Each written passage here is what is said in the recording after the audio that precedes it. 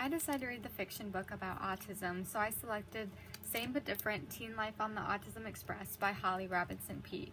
Peete wrote this book to be portrayed through two perspectives, through Charlie and Callie, and these are twin siblings, and Charlie was diagnosed with autism when he was 3 years old, and so the book kind of identifies the unique bond that each other has, and how autism affects Charlie's life. The book starts off at the first day of school, and unlike any other years, Charlie and Callie are separated, and they are in different classrooms as Charlie was held back to repeat 9th grade. They both have different emotions on this, as Callie has been the protector and advocator for her brother, but Charlie, he kind of wants that sense of freedom and independence and not having his sister watch over his every move. So throughout this book, there are multiple topics related to teen life, such as school, friendships, relationships, going on dates, physical changes through puberty, family, and challenges. And the author focuses on Charlie's life specifically with autism, and provides examples on how these topics not only impact him, but those around him. So throughout the entire book, the author provides numerous examples of how autism impacts Charlie. In one of the chapters, Charlie says, "Why do people say I'm autistic? I hate that word. So does Mom. She says autistic makes the hairs on the back of her neck stand up. P.S. Who even has hair on their neck? I think Mom got her hatred of the A word from me. When I was 8 years old and finally starting to talk, one of the first things I said was, I am not autism." So this was just one example, starting kind of overarching the idea that Charlie has a great sense of self-worth, but autism does impact his cognitive, emotional, physical, and social skills.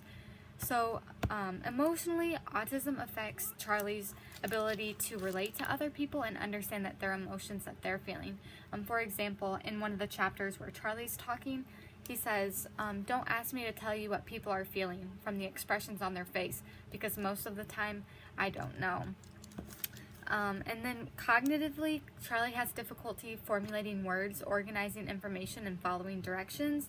And in school, this can be seen as Charlie is thinking to himself, and he says, he's just thinking through this, but it is written, "I want to let Miss Jackson know I need to get up out of my seat sometimes, that I don't like to be put on the spot, that sometimes, lots of times, I blurt things out that have nothing to do with what we're talking about in class.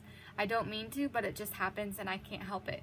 So just understanding that Charlie's autism affects his class time and his ability to think through and what is going through his brain and what he's spoken out.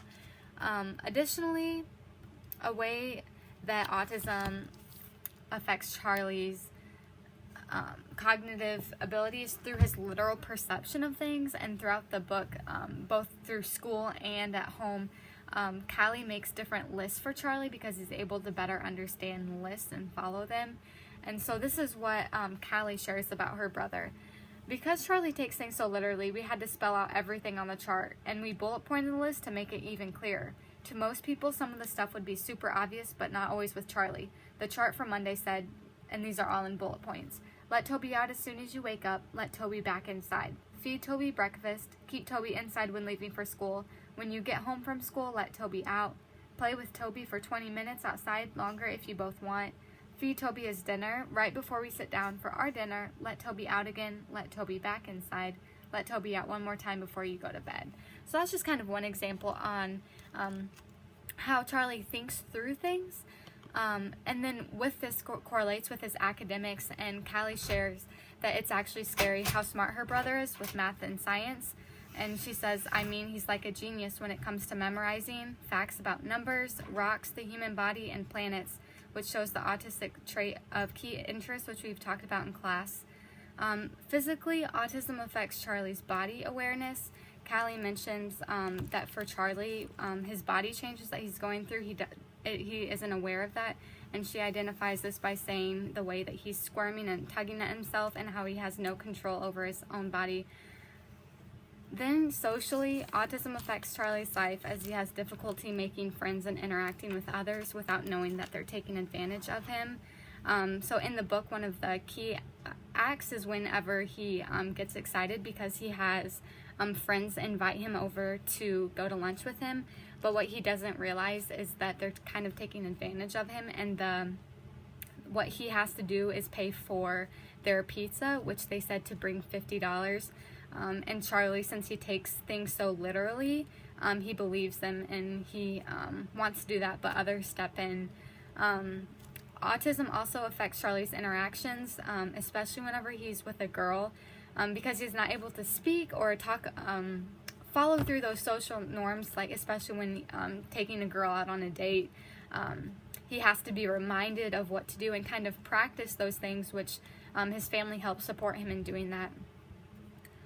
Another example on social interactions identifies that Charlie is content not interacting with other people because he doesn't want people to force him away from what he likes or what he needs. So these were just a few examples. Definitely read the book and you can kind of like identify more examples that you could even potentially see in your students. In the book, though, you can identify different trends for educational placements for students with disabilities, as Charlie has a special education teacher and is also mainstreamed during different activities. There is a mention of Charlie's desire to be in the mainstream classroom, and that is kind of because his sister Callie is in there, and he says that turns out Miss Jackson also teaches special ed. That's good news too. But as soon as I get into class, I hear people around comparing me to the normal twin. That's bad news. Callie's nowhere around. She's somewhere in this big crowded school. She's off swimming in the mainstream. She's off being normal. Good for her. Miss is figuring out her life while I'm stuck here being special. So Charlie does have this desire to be in the mainstream classroom because of the perception that being in a special education has on students.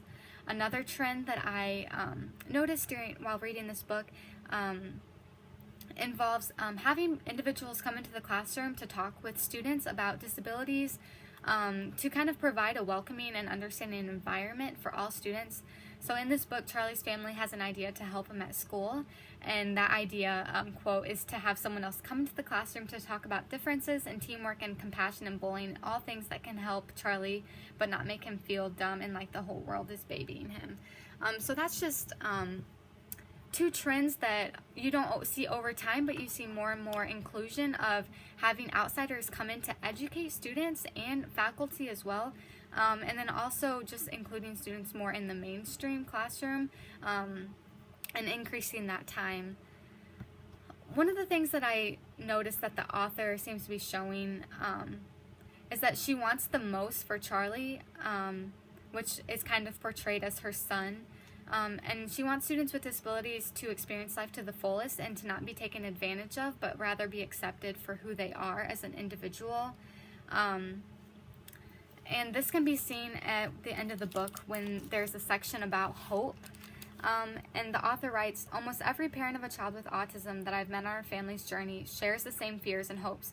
We pray our teenagers will transition into adulthood with self-reliance, a safe place to live, a job with a compassionate employer. More than anything, we want to be assured that our kids will develop the ability to self-advocate and they'll find a trusted community. So that's just part of a section that identifies that the author wants so much for her son with disabilities, but also just the entire disabled population, and that she wants them to be able to live to who they are, not who people define them to be.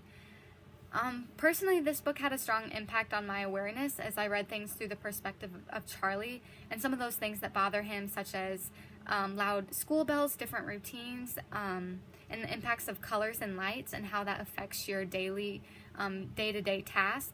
And so I just kind of realized all of the things that I took for granted and continue to take for granted just because it's normal for me or that I can adjust easily to those.